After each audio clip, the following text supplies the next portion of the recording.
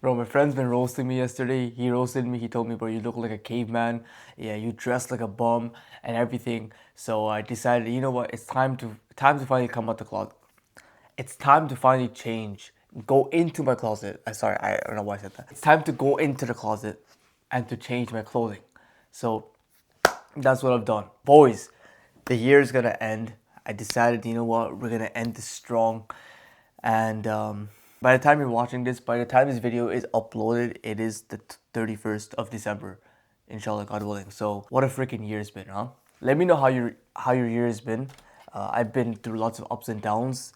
If I had to characterize this year in one sentence or one phrase, it would be a year of battling myself, which has led to immense growth. It's been one of those years that, like, it's been a slow one. Slow in terms of, like, achievements wise and hitting goals and whatever, but it's been one of those years that truly put me in my place and that actually allowed me to be like, with God's permission, He put me on the right track. You knew when you're in the train station and you go from the wrong place to the wrong place to the wrong train to the wrong train. You go to different destinations, you realize that's the wrong destination, so you go to the other destination, you realize that's the wrong destination, and you keep going to different destinations until you finally get to the right train, which is heading you to the right destination. That's what I think that this year has been done for me. Obviously, I'm still gonna make mistakes, but Iman Gadzhi was talking about this. I remember watching this like so long ago, and I never understood what he meant by this. He said that there's some years that you have that is super insane.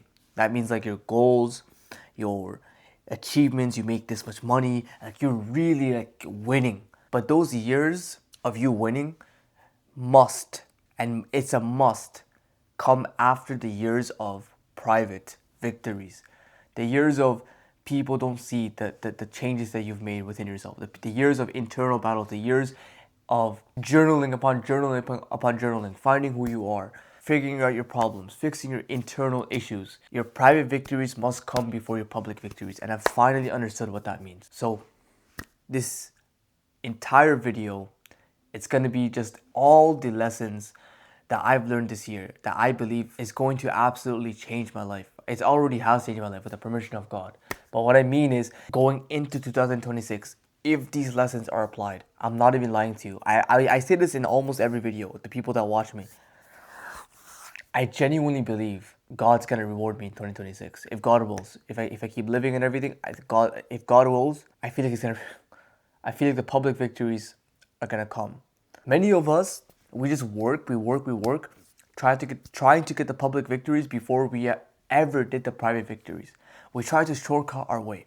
We try to go as fast as possible to get that car, to show people that we're making money, to prove that we're like, oh, look at me, I've also made it. We all have this internal need, right? I have one of my biggest needs is to show people that I've made it, because no one has ever seen that growing up. Either way, needless to say, that cannot come until you do your private victories, until you go through the freaking trenches. You will never win a war until you go through the trenches. Let's go through all these lessons. It's gonna be a long one. Okay, so what I did is, okay, let me try showing you this. All right, I broke my lessons into like subtopics. So some of the topics are productivity, fitness, religion, friendships, yourself, self-improvement, and general life. So the lessons are divided up into these topics because I've learned so much about so many different topics. So guys, buckle up. This is gonna be a freaking movie, or it's gonna be as long as a movie at least. It's gonna be a long one, but I'm gonna just take my time with this video. If you want genuine advice from someone who's been through internal battles of trauma, limiting beliefs, who's reshaped his mind and how he views work, business, self-improvement, gym, fitness, like almost every aspect of life. This video will, I genuinely believe, is gonna help, and I'm gonna try my best to explain every single one of them without needing to be super like fasted or like super needing too long to explain them. I'll try to be concise. I don't know, guys. I feel a little bit weird when speaking today. Like I don't fully feel like I'm in my head today when recording. I don't feel connected, but I feel like it's gonna come the moment I start recording. All right, boys, let's get into it. The first thing is productivity. So the biggest lesson that I learned in the productivity topic is the 80-20 rule. It's the 80, I swear, bro, it's the 80-20 rule. This is by far, my friends have been telling me this because I told them about it. It's by far the best thing. Like it's you might have heard of it, you might have not heard of it. But I'm gonna explain what it is, and I'm gonna explain how it impacted my life. Let me first show you something. 80-20 rule.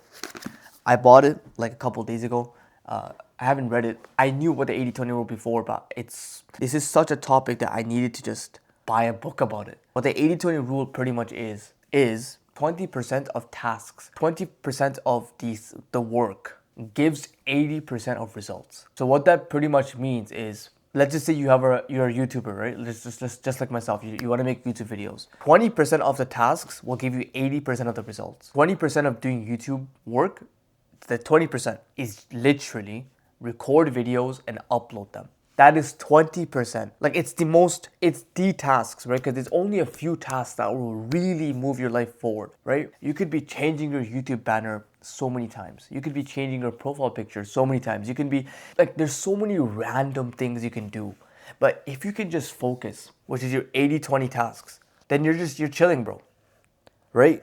All I do is I record videos and I edit them a little bit. I cut them up and then I upload them. That's all I do for YouTube specifically, because I know that the success of YouTube comes from me. Because there's so many people that do like CTR, like CTR hacks, or like, oh, you need to put tags on your videos, or you need to make sure your thumbnails are like 3 different types. Bro, I guarantee you, mark my words, God willing, inshallah, like with God's permission, I'm gonna break that. Like, sure, it's important to a certain extent, but I'm gonna break those beliefs of people that think, oh, I need to focus on buying the right camera, and then it's all about who you are. So anyways, 80-20 rule. I did the same thing for my schoolwork, and I'm telling you, bro, I got an A- on my calculus test. Or that's not calculus test, calculus class.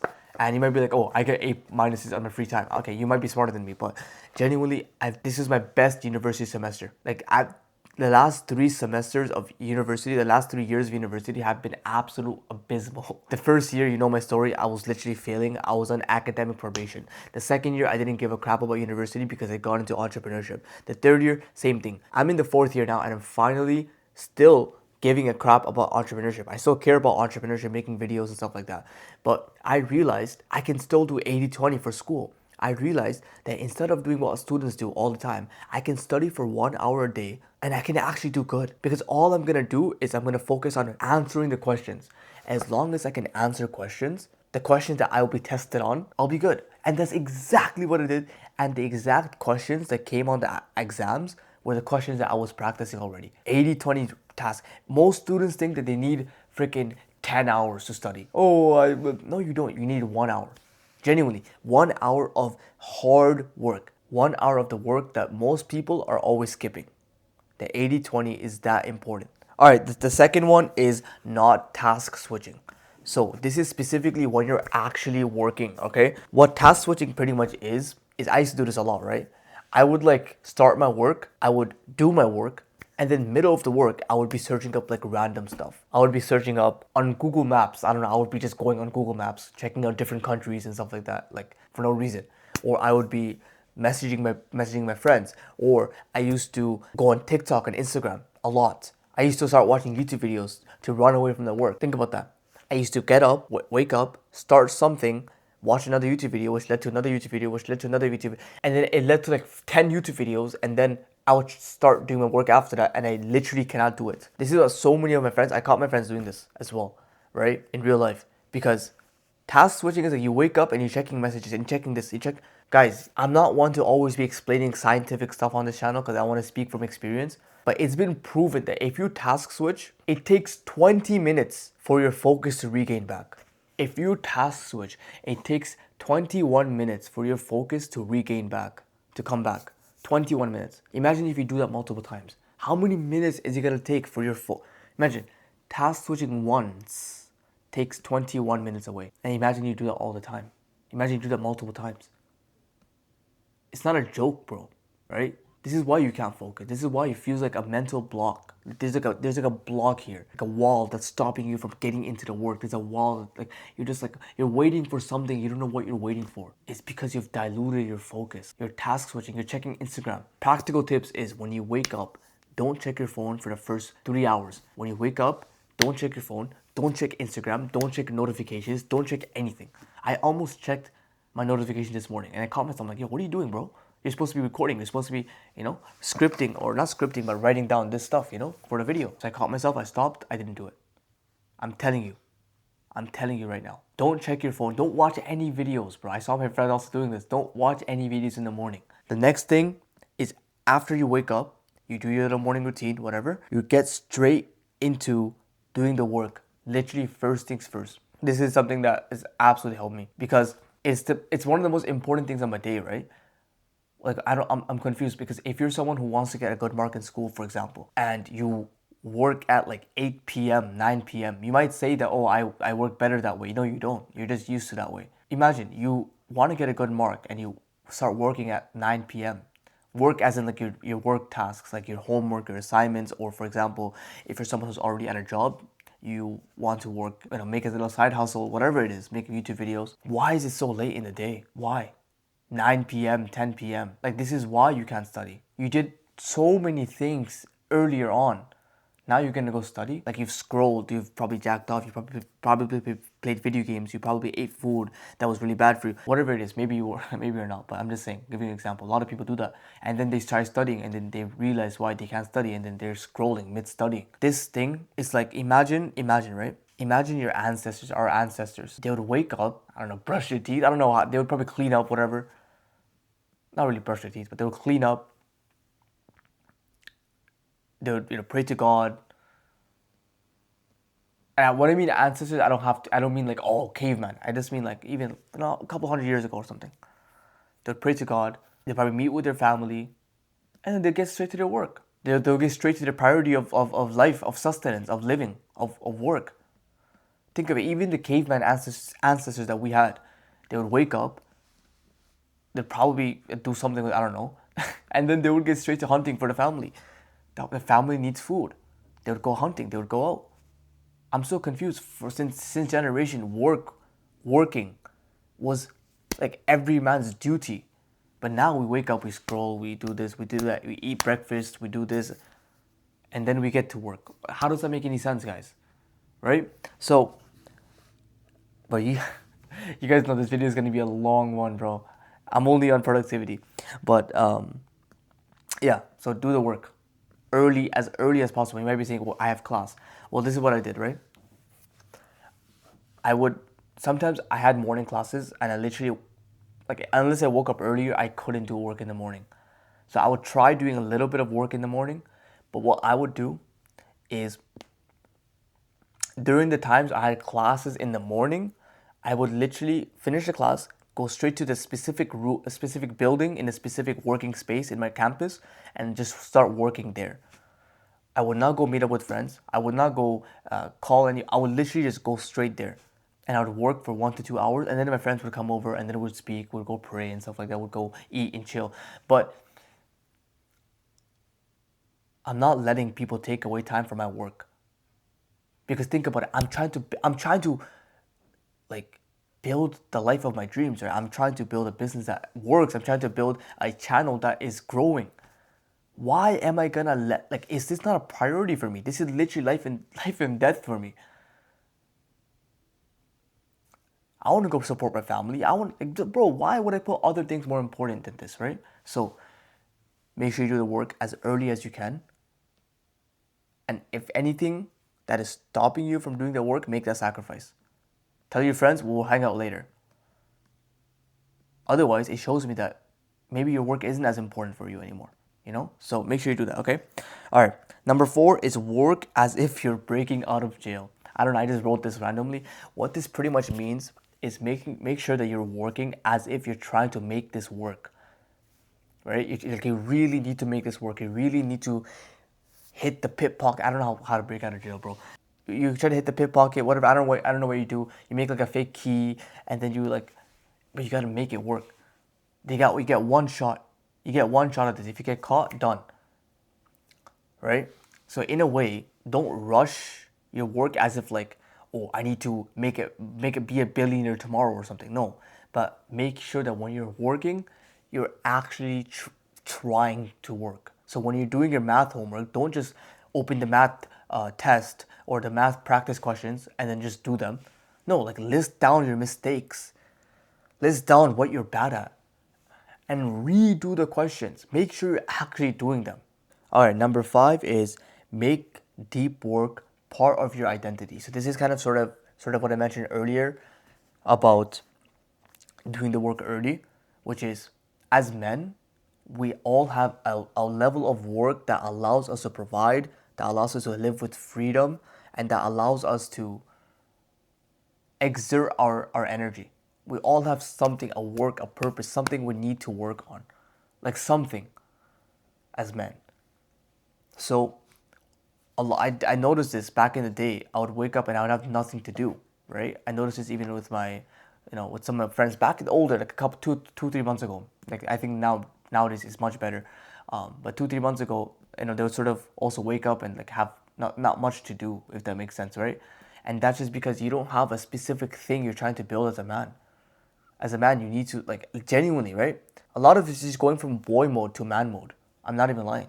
So this, for example, wake up and you start working on something like content creation or business, or you're trying to build something so that you can earn resources. People work at 9 to 5 for the same thing. But now you're going to do something that you want to build, a project that you want to build, a skill that you want to build. So make deep work a part of your identity as a man, as a new person who is trying to live a better life, who is trying to see a better version of himself. Work is a big part of that. Not just working towards yourself, not just going to the gym, but work in terms of your finances. Right? So, yeah. Number 6 is exert every ounce of energy into your most important tasks. Every ounce of energy. Try your best to squeeze the last bit of energy into your tasks. This is something called deliberate practicing in a way, because I learned this recently. Before, I would literally just turn on the camera and just speak, right? Like if you watch some of my older videos on this channel from like 3 months ago or something, it would seem like that. I would just turn on the camera, kind of ramble on camera. It would be all over the place, and like I don't know why people would watch that, right? So I mean, again, you start somewhere anyway, right? So I wouldn't be doing something called deliberate practicing. Deliberate practicing is when you do something, you do a task, but you sort of have to like make it harder so that you can grow in this task. So for example, every single time I record, I try to make sure that nowadays, especially, that I'm trying to make it as concise and less rambly as possible. I want to speak about the topic at hand, and I want to make sure that I'm actually helping and I'm addressing people. Like I want to make sure also one more thing is the advice I'm giving, like I need to believe in what I say, right? Like I need to make sure that I'm not just like talking about ChatGPT advice, but genuinely I'm trying to help people. And that comes when I believe in what I say, when I have conviction in what I say, when I truly believe that what I say will help people. And honestly, if you're asking me this question right now, I'm doing my utmost best to making sure that I can help you. Genuinely. Like I hope this video is helping you. I hope this video is genuinely giving you some benefit. That's what I'm doing. I'm doing the utmost best. So make sure that you try to exert and give your most into a task. In school, same thing. At the end of the day, I want to leave you off with a mindset, which is it's not really about many systems or ways of trying to achieve success. A lot of it, it's just, are you willing to work hard enough? I'm like, this is genuinely what it comes down to. Are we willing to work hard enough? That's really the differentiator. It's like a lot of people want to get good marks, but they just don't want to put in the work. Well, then you know what? That's the harsh reality of the world, which is you get rewarded with what you've done. You get rewarded with what you've put forth, and unfortunately, things will not just come from the sky and be given to us. So a lot of it just, do you really want to go through the hard work? And be honest with yourself. Genuinely be honest with yourself. Because that's very important to understand. You get rewarded for what you've done. So if you haven't been putting in the work, then there's no point of complaining, is there? I'm not gonna complain. I'm gonna just keep working hard and keep making my videos better. And I'm not perfect, obviously. So yeah. All right. All right. Number 7, roadblocks equals you're growing. So this happens especially in math class when I'm learning math and I'm learning a topic that I am not good at, right? Like I don't know what the frick is going on. And so every single time I would try to do those questions, there would be such like a voice in my head that would say, "Yo, Rayan, just stop this, bro. Just stop this. Like, what are you doing? Like, just give up right now. Just go do something else because this is way too hard." You know, when something gets way too hard, people just give up. People just stop doing it. That's the issue. This is why people never make gains in the gym, and this is why people never make gains in their math skill or in their school or in their work, because everything is grown from discomfort. We know this, you know this yourself, I know this myself. Everything grows from discomfort. Everything grows when there's tension, when there's resistance, and you're moving past the resistance. It's like, imagine like how much stronger you'll be, how much stronger your immune system is going to be after you've gone through some uncomfortable fevers and pains and aches. Your immune system gets stronger the more you battle and fight off diseases and aches and sickness. Think about that. Your immune system, your body is growing. You get growth pains when your body grows, when you're going through puberty.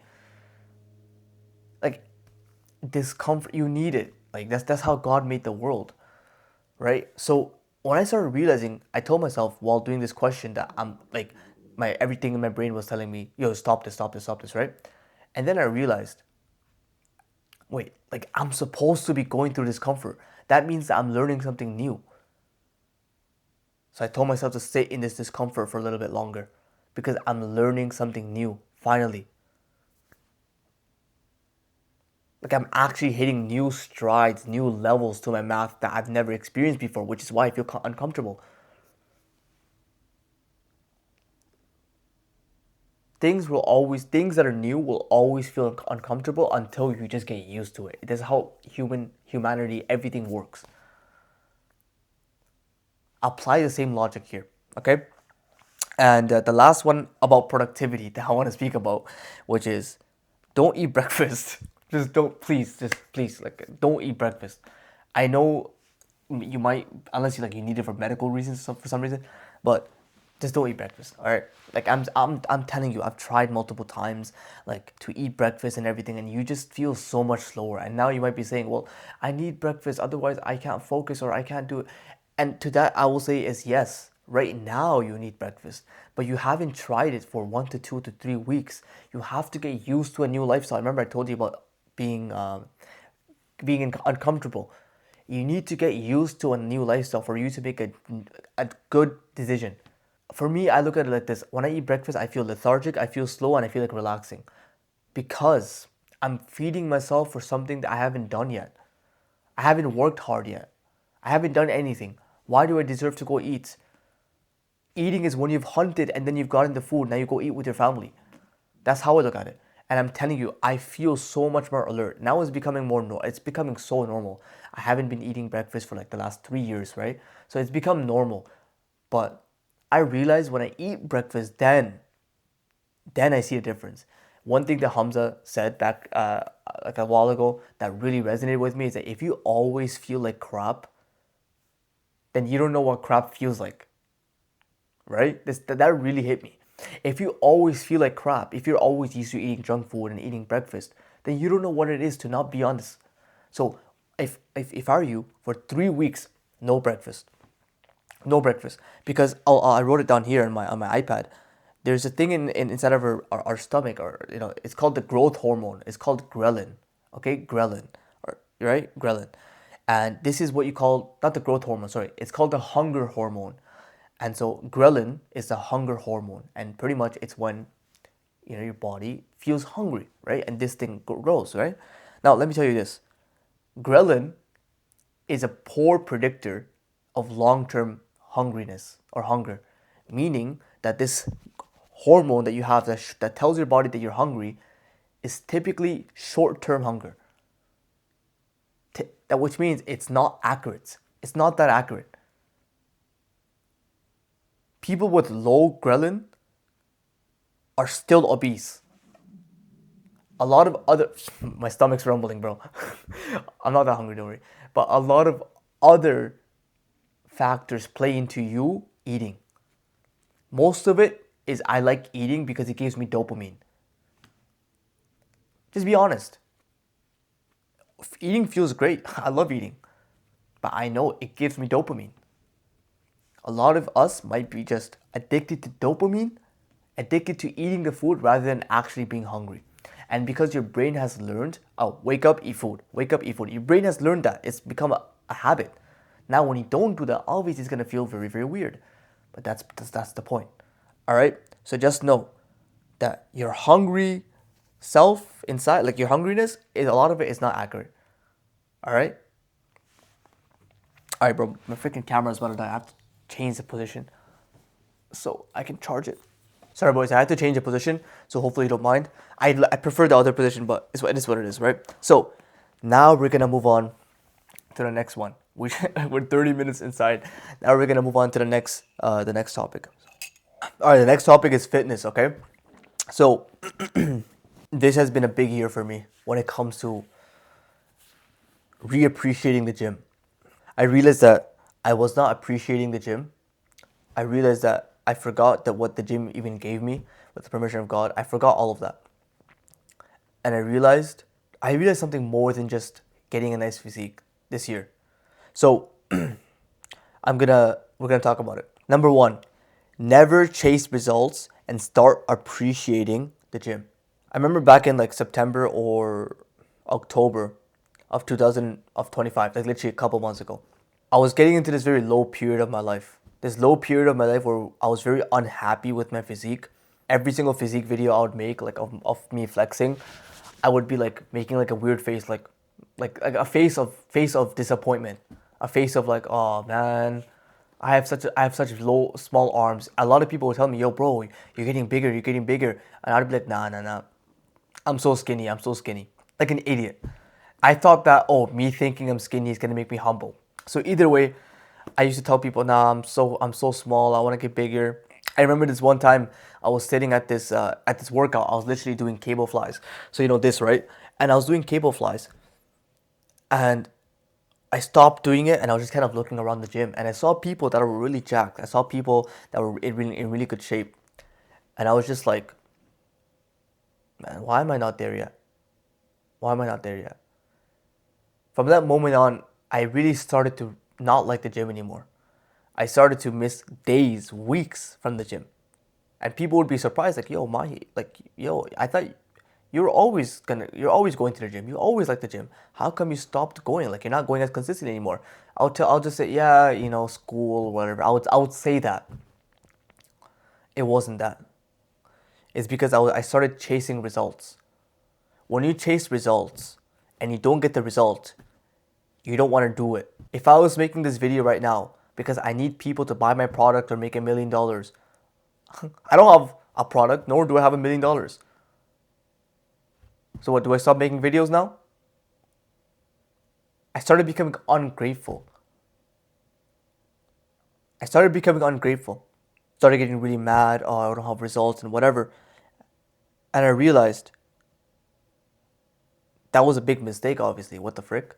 I realized that I need to stop chasing results. And we're going to talk more about that later on the other sections. But I need to stop chasing results. Chasing results will never, ever get you anywhere. So pretty much what ended up happening was I started to get new realizations what the gym gave me. The gym literally, like, with God's permission, the gym literally gave me an opportunity to become a new man. At the age of 18, I finally signed up for the nearest gym in my house, close to my house. And, you know, at that time, the gym, I didn't go there to get a nice physique. Obviously, I wanted a nice physique, but I didn't really go there for the nice physique as much as people would think.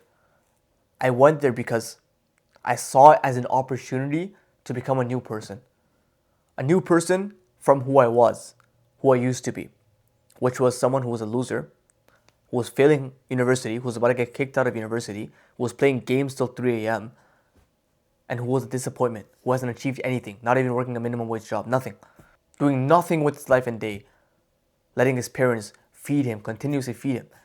The gym gave me, with the permission of God, the gym gave me a new hope. It finally allowed me to callous my mind. You know what David Goggins talks about, callousing your mind. The gym allowed me to callous my mind. It allowed me to grab my mind and tell it, yo, bro, no, we're gonna work hard, bro. We're not gonna stay weak anymore. That weak version of ourselves that it just constantly wants to sit in comfort. The gym allowed me to push past that. Obviously, we have newer, weaker versions of ourselves. Like we'll still have like the monkey brain inside of us. But the gym allowed me to literally take this away. I remember that night. It was a snowstorm outside. This was around January or February of 2023. There was a snowstorm. I haven't gone to the gym. It's 10 p.m. It's literally 10 p.m. or 9:30 p.m. at night. What do? I haven't gone. I don't have a car. My dad's outside. My mom's my mom's in Bangladesh, which is like where I'm from. Only my uncle was living with me in this house. And my dad, but he was outside. He was at work. So I'm like, what do? I told my uncle I'm going to the gym. My uncle's like, yo, this year it's a snowstorm outside. What do just go tomorrow? I'm like, no. I have to go to the gym. He had a weird face. He's like, I'm like, I have to go. I took my jacket, wore my shoes, and I walked. It was freezing cold. There was literally snow blowing in my face. It felt like freaking needles. Because I live in Canada, it's very cold. There's like, it felt like needles, or like small bits of pins, just like going on my face. It was cold. It was windy. But I went to the gym and I walked to the gym, 20-minute walk, 15-minute walk, walked back, another 15 minutes, another 20 minutes. And that was one of the best days, one of the most proudest days of my life.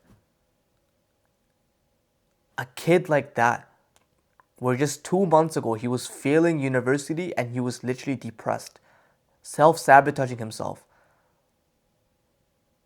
to now doing this, I realized that the gym gave me so much more than just getting a nice physique, bro. It allowed me to become a stronger, more disciplined man. And it finally allowed me to see hope within myself. It gave me a little bit of purpose to work towards something bigger than myself, to become stronger, to become a better version of me. See, the gym, getting a nice physique, this is the next, I'm going to talk about it as well after, but the gym is a life-changing opportunity. It's not about having muscles, bro. So that's what I was gonna say. If you're not going yet, I don't know what the frick you're doing, right? I can't believe people don't go to the gym. I'm so confused. Number 2, you're working nowhere near enough, nowhere hard enough for the gym. For the longest time, I thought I was working hard, but I realized that I was doing the same workouts, the same weight, for months on end. I wasn't tracking my food properly. I was guessing my food and then putting it into MyFitnessPal as if like I was accurate. Nowhere near. I would say that I wasted it. I learned from it, but to someone who's never been to the gym, like maybe you haven't, right? I think I wasted 1 to 2 years of my gains because I wasn't working hard enough. I recently started working hard in the gym. If I were you, please invest in a gym course, please, or a book, or watch like 1 to 2 YouTubers only and really take their advice. Focus on fixing your form. Focus on doing the things that everyone skips out on. Everyone just goes to the gym, does the workout, doesn't care about their form, doesn't care about the tempo, doesn't care about hitting failure, doesn't care about increasing their weights, doesn't care about progressive overload, doesn't care about strength. They don't care about diet. They don't care about muscle protein synthesis. They don't care about pre-workout, post-workout. They don't care about any of that, and they just go to the gym. Okay, push. Okay. We're gonna talk about it more later on, but make sure that if you want to get gains, that you're pushing your muscles to the point where you really truly can't push it anymore. I have a rule within myself, which is my rule is I will not leave the gym or I will not stop the workout that I'm doing until I push for the last rep possible. I will push for the last rep. I will push for the extra rep, no matter if I have to take a 1 to 2 second break after. I will push for that rep. I will not go until my arms are burning so much. And that's the beauty of it. That's what makes it fun. So make sure that you're not just doing the same workouts, So number 3, good physiques don't spawn out of nowhere. Now that I've been working a lot hard in the gym, I started to realize that, okay, there's actually levels to this thing, bro. There's actually levels to this. Like there's people with the good physiques, like they really worked hard, bro. I can't imagine.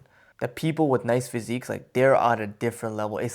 They make it seem so effortless. Like, yeah, guys, I eat whatever I want. Yeah. No, bro. They worked hard for it. They worked hard for it. They just make it seem like, oh yeah, they were just given the physique. I realize there's levels to this thing, bro. Now that I've been working hard in the gym and I've been seeing better muscle growth, I've been noticing, damn, like these people they're not playing around. Like they seem like they're not all chill about it. Like the people that are jacked, super jacked.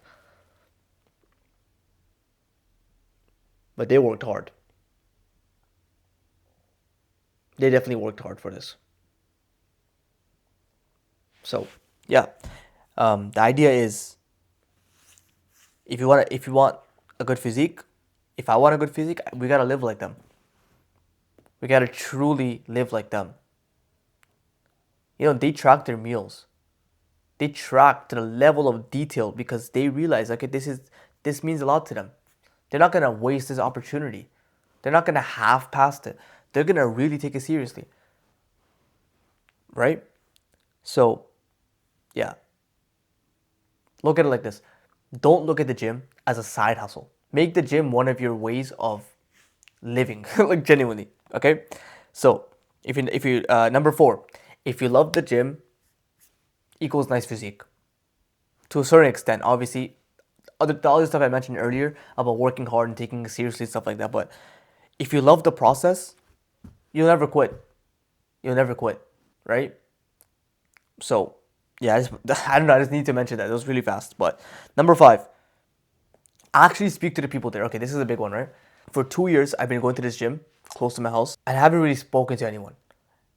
I saw the same faces for a year, 2 years straight in a row. Haven't made any true friends at the gym, even now. Only the past 2 to 3 weeks, I've been speaking to people at the gym, at least one person every single day, and making connections. Like yesterday, I got a guy's Instagram. He's jacked. I might hit a workout with him one day. I'm gonna definitely ask him to, and that'll be sick, right? But recently, I've been talking to so many more people. I just realized, like, I'm going to this gym and I don't know any of the people there. We all have a desire to want to be social, right? Like you want to have friends that are doing the same thing as you. Imagine you had a friend who's jacked, or imagine you had a friend that's working as hard as you at the gym. It'd be sick, right? But we're so antisocial nowadays. We're so like, I'm in my own sort of world. Oh, I'm a lone wolf. But no, like speak to people there. Just go up and says, yo, bro, have a good workout. What are you hitting? I saw you the other day, and I never saw you before. I'm telling you right now, when I was being given this advice of doing the same thing, which is talk to people, I was like, oh, I don't know what they're gonna think of me. I don't know. Obviously, deep down, subconsciously, you know that they're not gonna think of you of like anything, but your conscious brain is scared. That's fine. Let it be scared. It's your younger self that's trying to protect you. But it's time to move away from that life of being scared and speak to people. Just say, what's up? Can you say that? If you're in the gym right now, listening to this, say what's up. Right now. Try it. Alright? And what I mean is say what's up to a person. Like not like just say to yourself. Say what's up or like how are you doing or say hi to a person at the gym. Alright? Number 6 is being a gym pro. I realize there's no point of half-passing it, which we spoke about earlier. And so I might as well just take it as seriously as possible. I might as well live like a gym professional. If I'm gonna get a nice physique, if I want a nice physique, I might as well live like it. I might as well track my foods to the T. I track my coffees, literally. I track my coffees. Just the milk and the cream. I track that. Because I realized, like, okay, bro, like, if I want a nice physique, I might as well put in the work, right? That's it.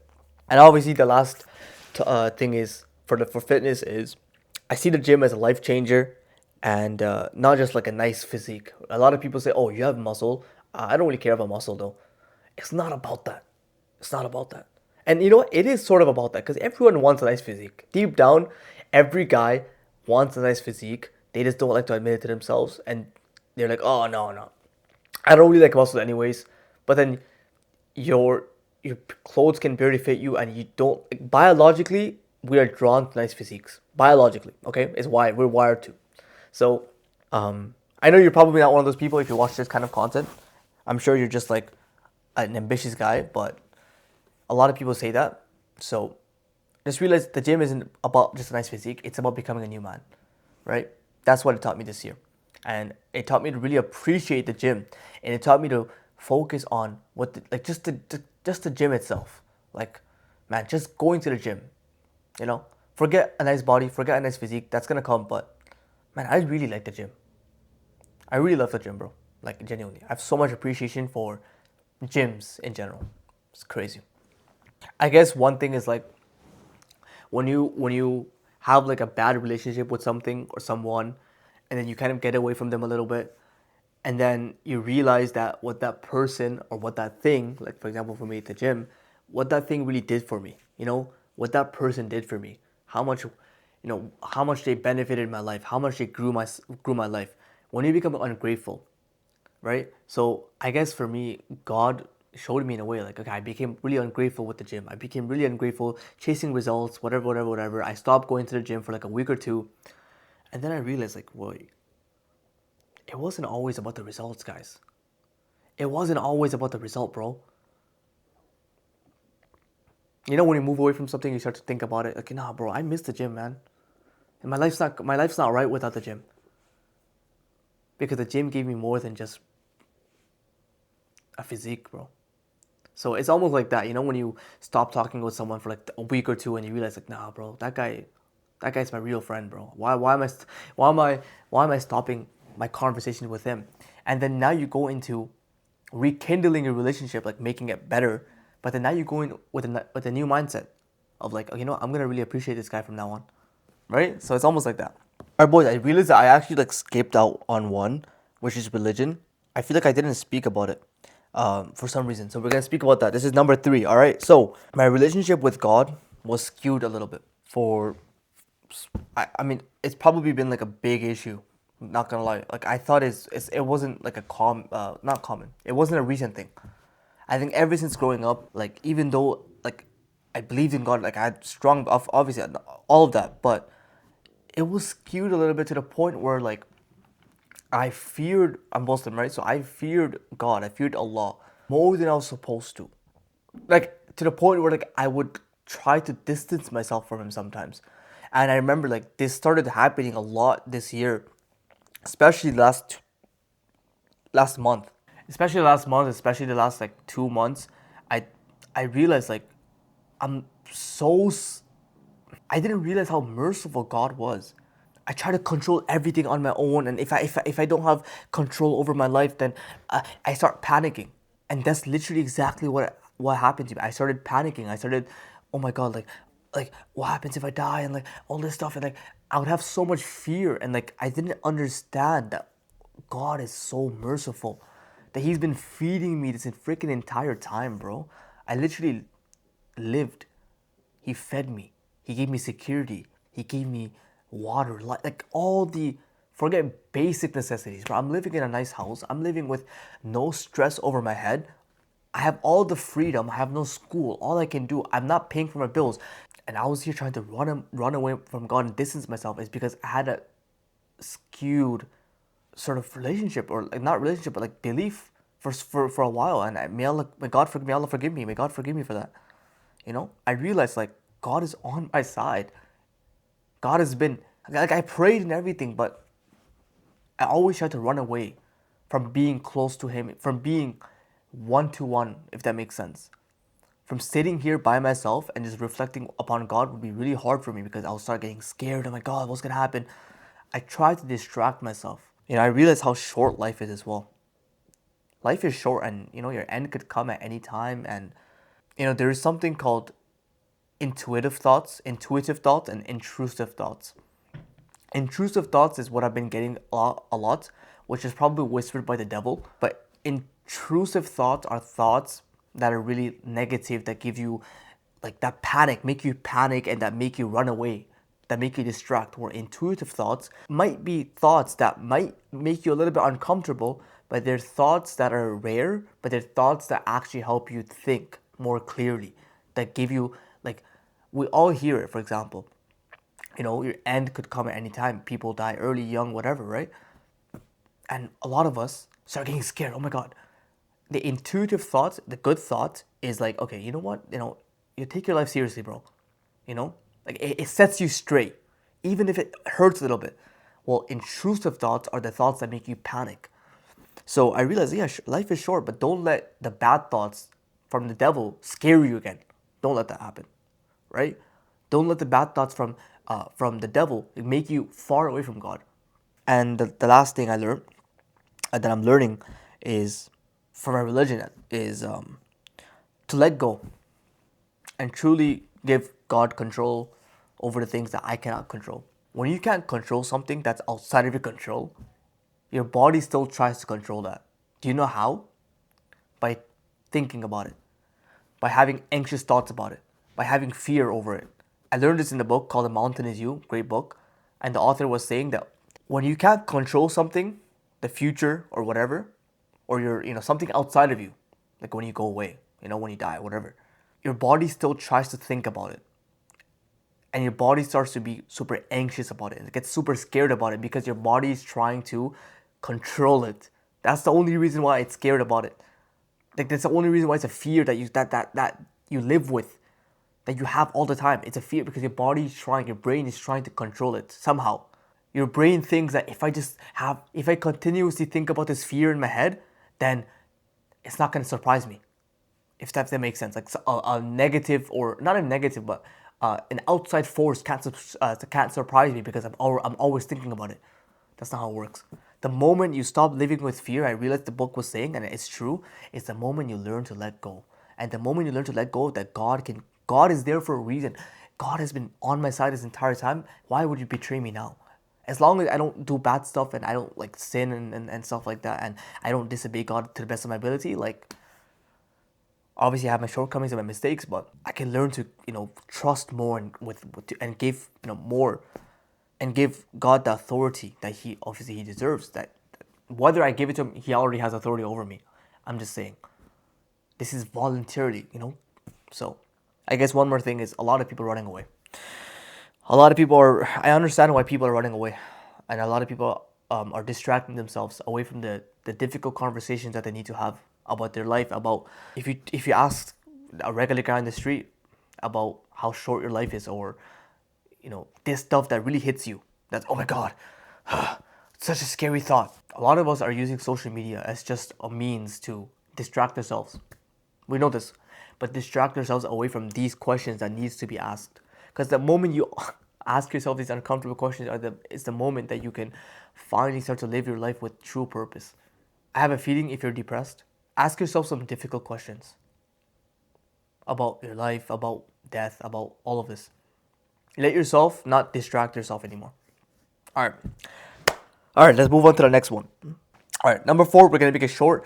It's about friendships. So the biggest lesson that I keep repeating about friendships this entire year, to my friends at university, to whatever, is you are who you attract.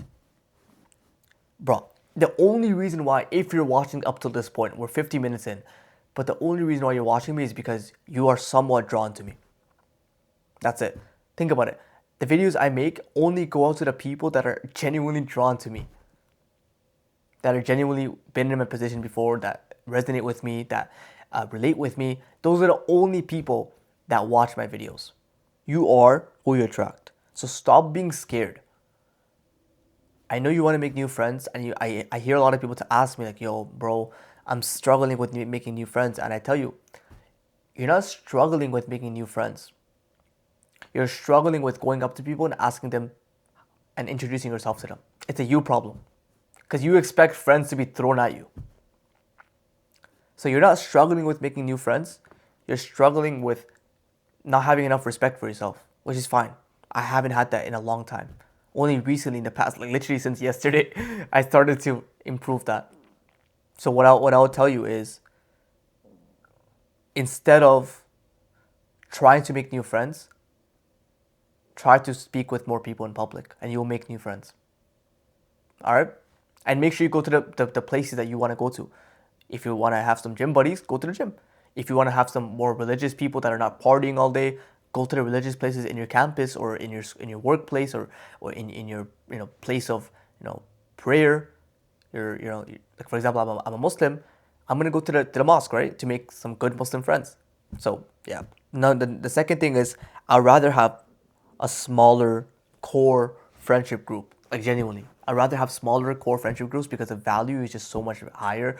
Everyone gets more attention, and also it's just so much more of a bond. I feel like a lot of the big friendship groups, although you can have like an umbrella group, the core group, I would like it to be small, bro. I don't know. It just, but the amount of connection and everything. I'd rather have less friends because then people are actually real. They're actually there for you. They're actually there to help you, not just fake. So yeah. Number three is having friends that are on the same mission as you. I'm telling you right now. If you don't have friends that are on the same mission, my opinion is I would not want to be friends with them. I don't know, that might sound a little bit harsh, but genuinely, I mean, I cut off my best friends that I knew for 5+ years. I cut them off around two and a half years ago.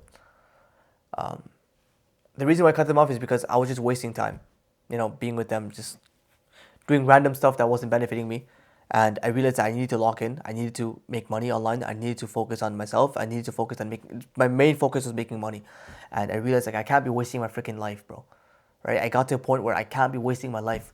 I'm already 20, or at the time I was, sorry, at the time I was 18, turning 19. Yeah, turning 19. And so I realized like, bro, I cut them off. They're not on the same mission as me. I went 2 years without any friends, by myself. And then I met, my best friends today. Like one of my best friends, we speak every single week online, and he's in the other side of the world. He's in, he lives way other side of the world, and we speak every week, and we have plans of like we're doing the same thing: content creation, fitness. We have plans and moving in together, whatever. It's like it's sick, right? Because then you can assist each other on the same thing. So yeah. All right, friendships is done.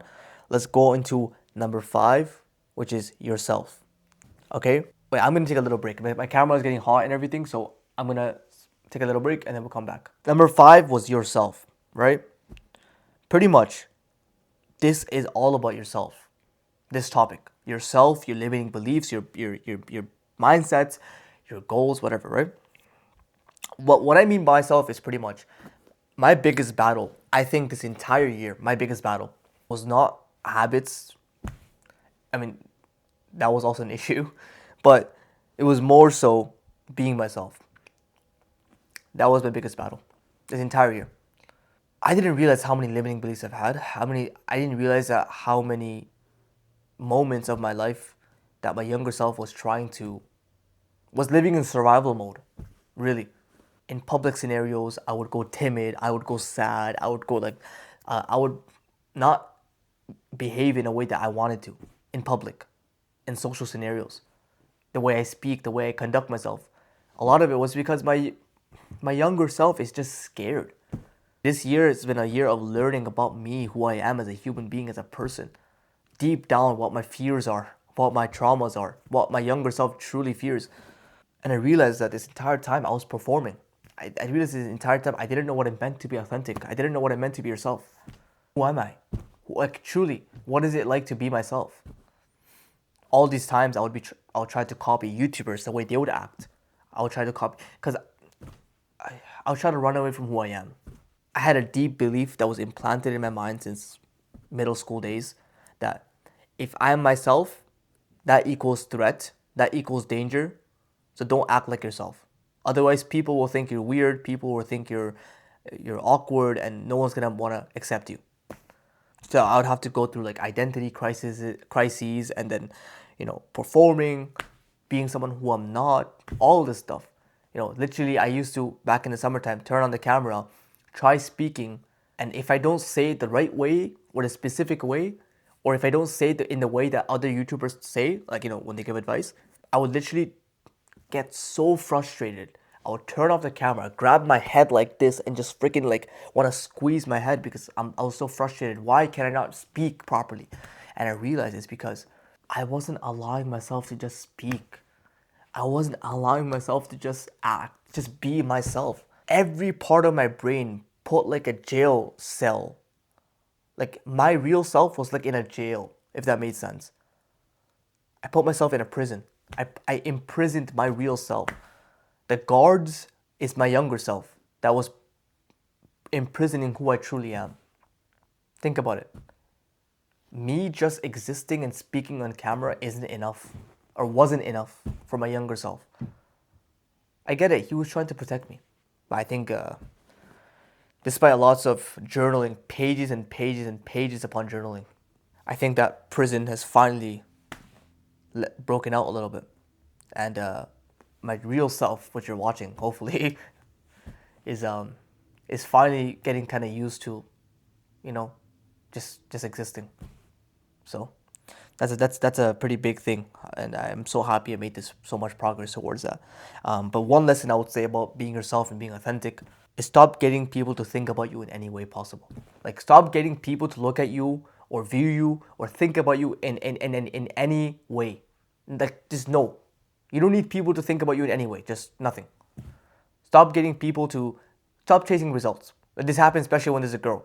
When there's a girl, you want her to think of you as a Chad, as someone confident, as someone. So you start to change who you are, especially when you see a 10 out of 10. Let's just say you go on a date with a 10 out of 10, right? You're gonna literally change the way you speak. You're gonna change the way you speak.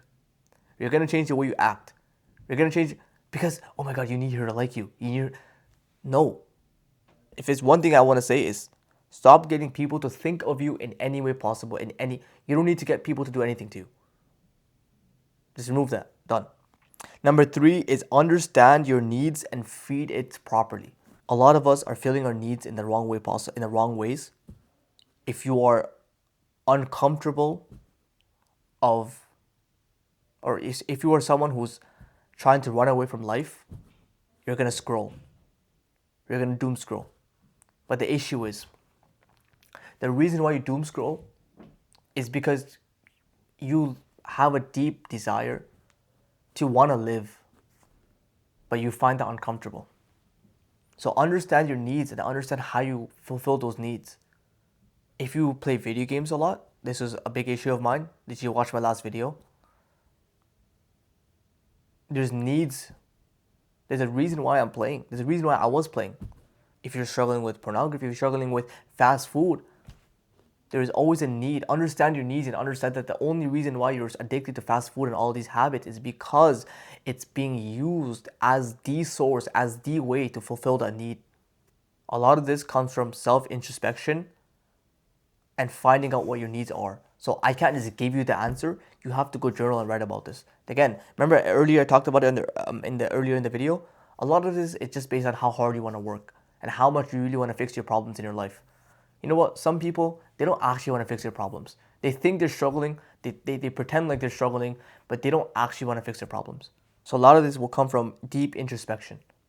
So if you're willing to do that, you will live a better life. So I recommend you do that. And number 5 is have extreme beliefs. Anything that's mediocre, I don't want to do. Most things. I don't want to be a mediocre person.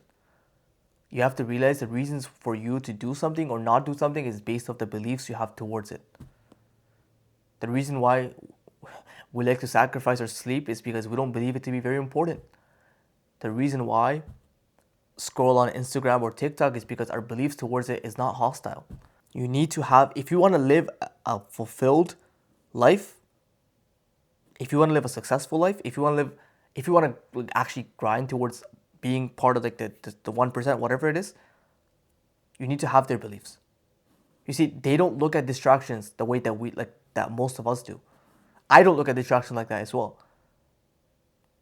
I think scrolling is cancer. I think Instagram is just a dating app that just people that have that have no purpose sort of go on that app. And in fact, some days when I'm distracted, I distract myself with that app, and it's typically when I have no purpose as well. It's typically when I'm not working towards my purpose. I think I just think I view social media mostly as just a way to just keep people numb and distracted. And I realized, okay, I don't want to be numb and distracted. I don't do that. I genuinely believe that. I'm not just saying it because of the video. Same thing with fast food. I look at fast food as, I don't know, food of the devil. Obviously, sometimes I would go eat fast food if I'm outside with my friends, but I don't really crave it. And a lot of it because it doesn't feel a need in my life. I have very, very negative views on fast food and beliefs on fast food that allows me to not go eat it. When I look at fast food, I'm like, what are you doing? Genuinely, why are you doing this to yourself? That's how I look at it. Why are you doing this? Why are you harming yourself for no reason? That's how I look at fast food. And I want to implement that. Again, is the average person someone you want to be like? If he is, good. If he's not, then you got to change the beliefs. All right? Oh my God. Man, this video is a lot longer than I freaking expected. Self-improvement. We're on the 6th one out of 7. So, number 1, the best lesson that I've learned this entire year, the best lesson I've learned this entire year, which is chase the goose, not the egg. If you've been watching me since 2 months ago, maybe you know what this is. Most of you won't. What this is pretty much for your self-improvement goals, for your business improvement, whatever. Most people just try to chase the results, as we spoke about. The issue with chasing the results is that you always do the wrong things and you'll not actually do the things that actually get you the result in the first place. Chase the goose comes from this story from the book called The 7 Habits of Highly Effective People. Amazing book, the self-improvement book of my life. And in that book, the author talks about an example. He gives an example of a man who had a goose, and apparently the goose laid a golden egg. And the days went on, the goose kept laying the golden egg. And this is a fake story. The goose kept laying golden eggs every single day. It's one a day. So this man's like, yo, this is kind of crazy. So he got the golden egg. He's like, yo, I'm gonna sell this, right? It's gonna make a lot of money off this, right? So the goose kept laying it, but he realized that it was kind of slow. I need more golden eggs, bro. What the heck? I need more. And this goose is way too slow right now. It's only one a day. So what ended up happening was he got really greedy. He wanted more. He wanted the result fast. So he got the goose, opened up its belly to get all the eggs, and realized there was no eggs in there.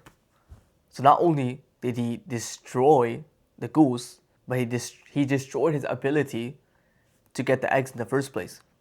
What the idea is that we always focus on the result instead of the things that give us the result.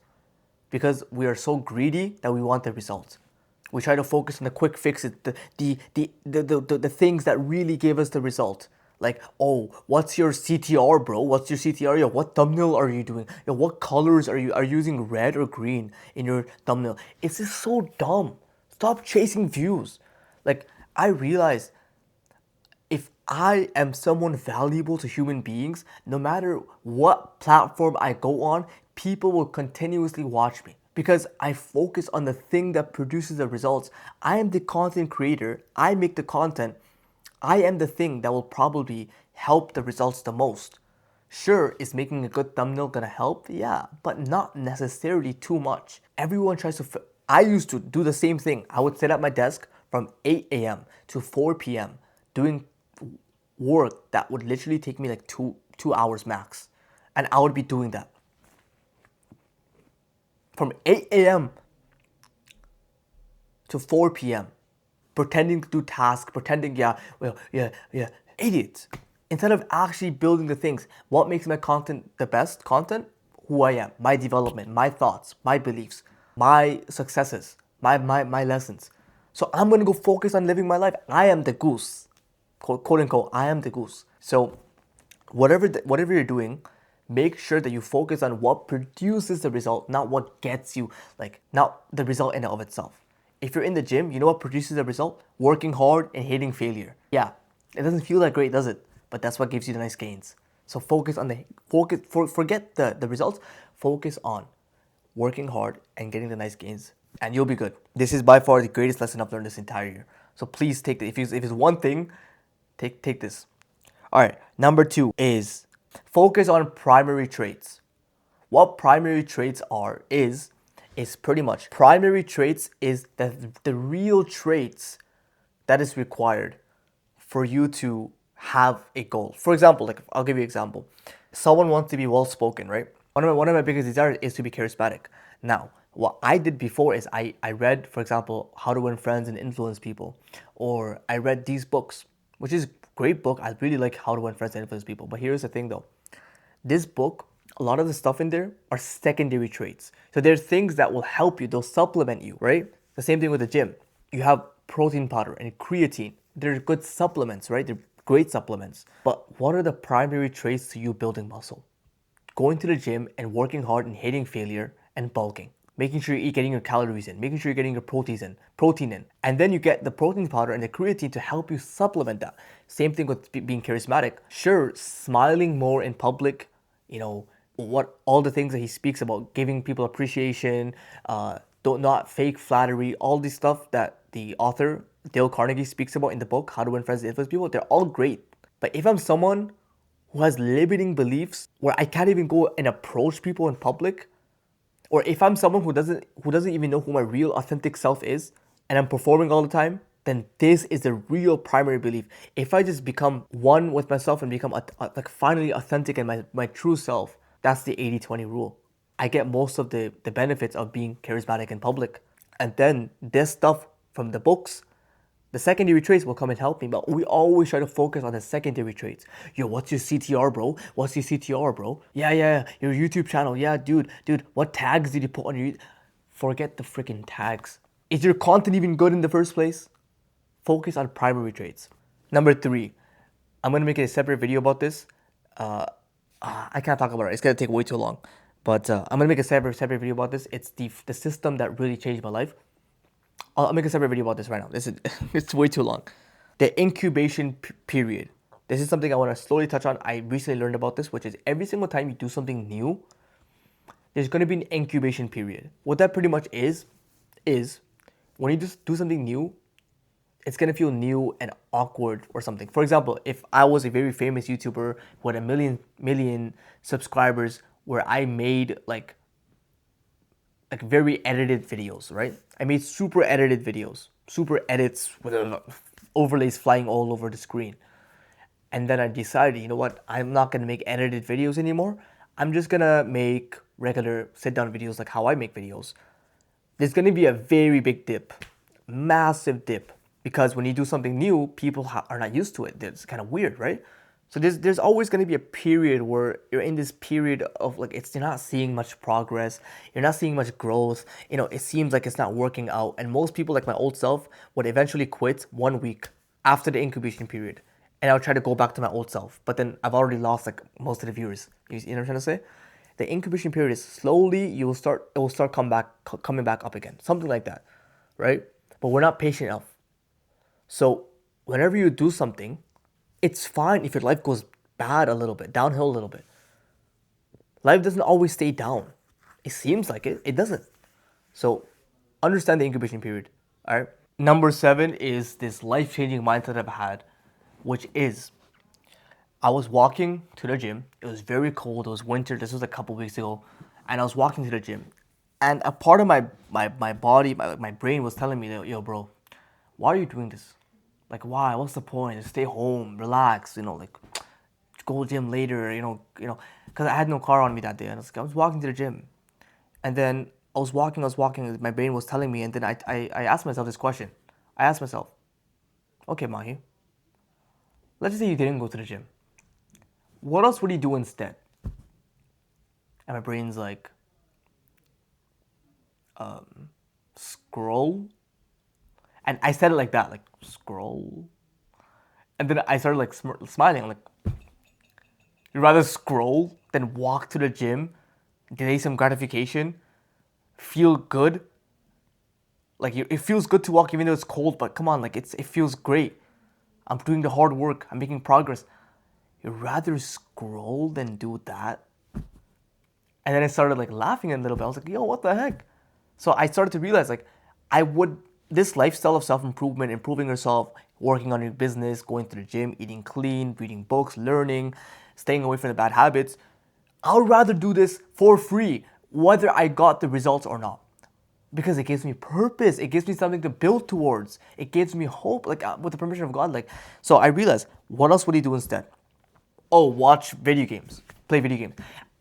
Again, this is coming from someone who used to really like video games, right? What I want to tell you is that the fun that people always think it's fun, it's very low. Like it's very low. Like partying and alcohol and casual sex and all it's very low. It's very like it's like this is your fun. People that are disciplined, like this is your fun. You get to a point in maturity and point in life where you're just like this is the level of fun you're having. Truly, this is what you call fun. It's very sad when you think about it. Scrolling and like that. Again, it's that saying, right, that I told you earlier that Hamza said. If you always feel like crap, you don't know what crap feels like. If you always feel like crap, you don't know what crap feels like. So if you're someone who's scrolling and just sitting at home all day, which you're probably not, but if you are, that's not very fun, bro. I'll tell you that. I'll promise you that's not very fun. That's very dead. That's a very dead life. That's literally as if like you're dead at that point. If you're not, like, so you make the choice, bro. I'm telling you, right, this disciplined life, it's much more fun. So join us. The last topic, bro. You can see in my voice, I'm getting less and less enthusiastic. I'm getting tired, bro. I'm freaking getting tired. But number 7 is about general life advice. Number 1 is live life from your center. What that pretty much means is that you always have a center. Your main values. Imagine you died. You wouldn't be thinking about going out and riding jet skis in Dubai. Nothing wrong with that. I'm just saying. You wouldn't be thinking about, oh yeah, I bought a Rolex. Like that stuff is cool, but you wouldn't be thinking about that, bro. You wouldn't be thinking about how I banged 50 women tomorrow, like in one night. Like you wouldn't think about any of that. Live life from your center. Your center as in your values, your roles in your life. Who do you want to be known as? Who were you? Were you a good son, a good brother, a good husband, a good father, a good colleague, a good businessman, a good leader, a good religious person, whatever it is, like your roles in life, and fulfill those roles in your life. If you don't know what you should be doing after your work or whatever, it's because you're not living your life based on the true values that you should be living with. What are your roles in humanity? Who do you see yourself as? And how do you fulfill those roles every single day? Do you want to be someone who's a great anthropologist? Well, you can set up a charity foundation. Something like, what is your role, and go towards that and work and live your life every single day, literally. Like, okay, I work from this time to this time, but then after this I have the gym. Okay, gym is very important to me, and then I have family time because I want to be a family man, and then like a lot of this comes from what's your ideal day, So live life from your center. I realize that instant gratification is just a big coping mechanism for various needs in our life. Instant gratification is very bad, obviously, and don't do it. Like, try your best to not do it. Obviously, if you do it and you're doing it, it's always filling a need in your life. So continuously renew those needs and fill it with something better. Life is so much fun and it's so fulfilling when you're progressing. I was saying this a while ago, but I would live not any other life. I would only live the life where I'm progressing and I'm moving forward. It feels so much fun. Like, this feeling you get from progressing and doing the good habits and staying on track and staying on the routine, I can't even tell you. I can't even tell you. The goal is make self-improvement your lifestyle for life.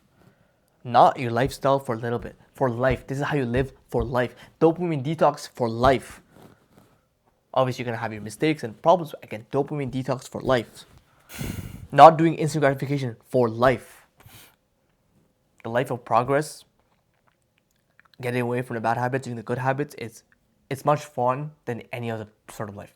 I realize that it's all about your mental health. I realize that these habits that we do, we get into results mode and trying to chase the results. I realize it's all about your mental health. I realized that the reason why I went to the gym earlier, the reason why I journaled, the reason why I read, the reason why I did this was to fix my mental health and live a more fulfilling life. That's, at the end of the day, that's all it's about. You can have the money and the success, but you can still be depressed. At the end of the day, you do the habits not for specific results. You do the habit because it improves you as a human being. It makes you a better human being and gives you a better quality of life. If you're not sleeping properly, it's because you're not looking at it as important. Imagine you link sleep to you living a good, healthy life, and you made that your main priority, you're gonna sleep a lot better. If with food, with anything. So just remember this. Your mental health typically gets destroyed when you keep chasing results and when you keep chasing instant gratification, which then destroys your life in the long run. You know what they say, bro? Short-term gains for long-term pain. The opposite and how to achieve good mental health is short-term pain for long-term gains. Okay, I don't know what these two things I want to speak about, which is number one, avoid plastics. I don't know why, it's just really bad for you. It's literally, we all have microplastics in our freaking balls, bro. I'm not even lying. As men and women as well being destroyed by plastic, but especially men because plastics have like estrogenic stuff. Avoid plastics, bro. If you're someone who just has like plastic everything in your house and you don't care about it, what are you doing? Like, bro, men are becoming one of the most infertile in history. Men are becoming so infertile. A lot of it has to do with plastics. A lot of please remove plastics to the best of your ability. Have a metal water bottle. Have leather stuff. Try your best. No plastics. Have like ceramic stuff. No plastics. Try your best. Obviously, it's really hard to go plastic free. It's very hard, especially if you're living in the city. But at least avoid right now. If you have any plastics, just throw that out and give and get more non-plastic stuff. And you might be saying, well, BPA, but it's still plastic, bro. It's better if you have no plastic, okay? Even if it's BPA free or whatever, but just no plastic. Try your best because I've been trying to do this and it's very important. I think it's very important. So, right, related with this, I put also don't put phones in your pocket. I stopped doing that. Again, it's just the radiation and stuff like that. It does really affect your freaking balls, bro. And that's literally your kids. It's in your freaking balls. So I don't know, I know it's a taboo topic for some reason, but don't put your phone in your pocket. Especially as a man, don't put phone in your pocket. Put it in maybe your jacket pocket or somewhere else, or hold it. But don't put it next to your your pants, the pocket in your pants. Don't do that. Just don't. Just don't risk freaking being infertile. Don't risk low testosterone. Why would you want low testosterone? Do you want to be gay? I don't think so, right? So just don't do that. All right, done. Another thing is everything in this world has soy inside of it for some reason. Every single food that I see, my dad bought bread. I saw it this morning. I checked the ingredients and it has soy inside. Bread, bro. Let me eat freaking bread and it has soy inside of it. It pisses me off. What I want to say about this is buy foods with the least amount of ingredients as possible. That's one thing I learned. Buy foods with as little ingredients as you can possibly get, as natural as you can get. Obviously, there's gonna be what do you call it? Things that they use, not pesticides or whatever it's called, right? In order to make the food last longer and whatever. Okay, let's say you have a farm or you get from if you can get fresh stuff, that's great. If you cannot, at least get stuff with the least amount of ingredients possible. I don't know why people never when they buy foods, they don't even look at the ingredient. I'm so confused. Do you not care about what you're putting in your body? So I'm gonna rant about this, even though I'm so tired. I've been recording for almost 2 hours. But last thing, look at the ingredients. All right, boys. Other than that, thank you so much for watching this. I don't know who's watching up to this point. If you are, I freaking love you so much, bro. This is how you know that I really just care about. I really care about just giving out all the good information.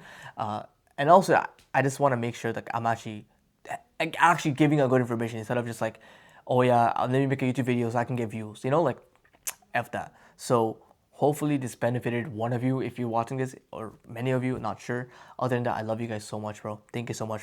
This year has been a crazy one in terms of self-growth in terms of private victories. Sure, no one saw the victories.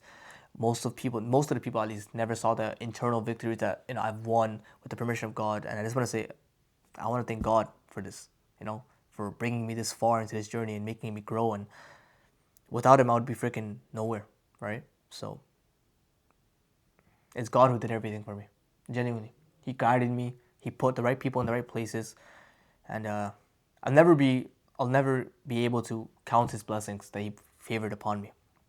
But other than that, obviously, 2026 is coming, and God willing, I think it's going to be a massive year because when you have a slingshot that you've been just sort of like just pulling back, one day you're gonna have to let go, and it's gonna go as far as possible. And hopefully that's 2026.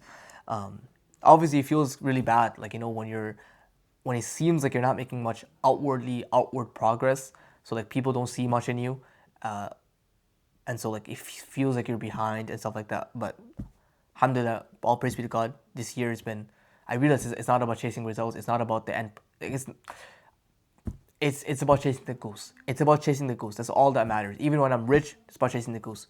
So thank you so much for watching, guys.